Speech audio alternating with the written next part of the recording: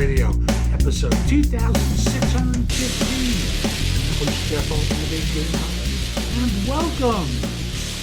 You can just simply say, if you need some help, reach out to me.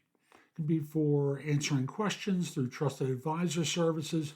It could be through coaching throughout your job search to help you hire more effectively, to manage and lead better, deal with workplace issues. Anything that relates to you and your career I can help with. After all, people hire me for no BS job search and career advice globally. And I just simply say, the reason they do it is I make things easier for people. Now, today's show is one about resume mistakes. 10 stupid resume mistakes, awful resume mistakes that are going to doom you to no interviews. That's the problem. They're not going to get you hired if you have a great resume, but you won't get the interview if you don't. Hope you find this helpful. Give the show a great review wherever you listen to it or watch it. Share it on LinkedIn. Share it on Facebook, Twitter. Share it with people that you know who are out of work and can use some help. And we'll be back in just one moment. Don't let your resume get tossed in the trash bin, deleted prematurely, not read. Watch this video to learn 10 huge resume mistakes that hiring managers hate. I'm Jeff Altman, the Big Game Hunter. People hire me for no BS coaching and career advice because I make job hunting so much easier for people. I also help with other things as well. But today we're going to talk about job search. And I'll just simply say, having worked in recruiting for as many years as I have, helping firms hire people, I want to talk with you about 10 fatal mistakes that make me and these people click away from your resume. And the first thing is using a generic resume that doesn't target the specific job you're applying for.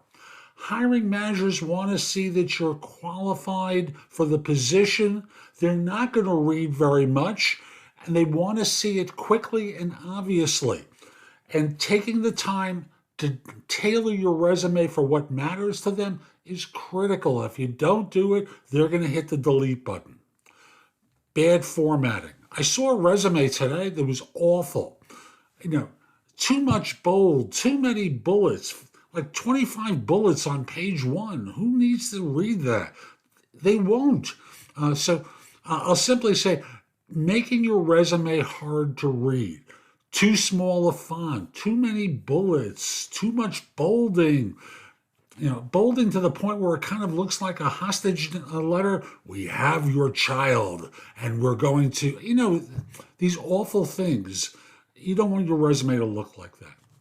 An unprofessional email address. Your email address should be simple, professional. You know what it could look like and how that can affect you. Hiring managers will not bother. They'll think you're immature. Of course, lack of relevant work experience. If you don't have the required experience, try to highlight transferable skills. Make the fit obvious to them so that a sixth grader could see that you're qualified. Another thing, and this is just laziness on your part, spelling and grammar errors. Typos turn people off. Why? Because you're on a word processor. All you have to do is run a spell checker and a grammar checker. And if there are particular terms that if misspelled are actual words, do a quick visual scan to make sure that you don't have any spelling errors there. A resume that's too long. Do you think anyone's going to read page 3? It's the antiquities. They don't care about that. They really care about more recent work that relates to what matters to them. Make sure that that is earlier in the resume rather than later.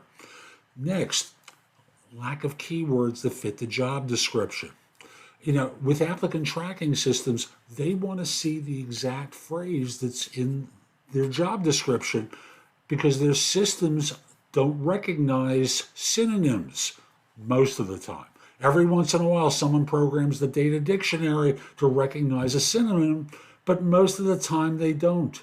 So you want to use the exact same terms when you're tailoring your resume as you're seeing in the job description. lack of accomplishments or quantifiable results. Saying that you're responsible for something doesn't tell them what you got done. So make the point of having some metric that indicates money saved, money earned, percentage improvement over what previously existed. Number 9, irrelevant information that doesn't add any value to them. No one cares about your marital status, your age. Just stick with the work stuff. They don't want to be accused of bias, and you're feeding into that possibility. Don't do it.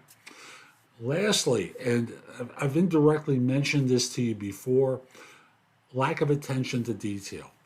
Make sure that your resume is accurate and up to date, and that's about dates, wages, if you're asked to provide that.